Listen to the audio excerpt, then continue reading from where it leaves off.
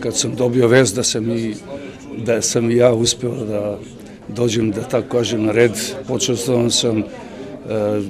Znate kako, mi koji se bavimo sportom, pogotovo kolektivnom, mi svaku nagradu primamo timski, jer uspehe koje mi postižemo ili neuspehe, oni su produkt pre svega aktivnosti, ulaganja, posvećenosti tima. Tako da i ova nagrada koju ja trebam večeras da dobijem je naravno nagrada ne samo moja, nego nagrada mog kompletnog tima, jer bez, da tako kažem, bez svih nas vrlo je teško napraviti nešto što se zove uspeh. U timu olimpijskom bili su Čačani.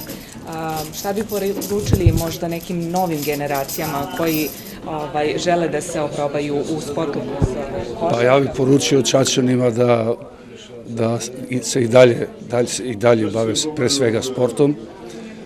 Čačak je grad košarke u svakom smislu, ali ne samo grad. Kad se kaže grad košarke, onda se pomisli da to važi samo za Srbiju, ne, to važi za čitavu Evropu, jer to što je proizvela Čačak u košarci, ja mislim da nijedan grad u Evropi makar nije toliko velikih i trenera, i igrača, i asova koji su tako uspešni i toliko doprineli da naša košarka dođe na ovo mesto koje mi danas imamo.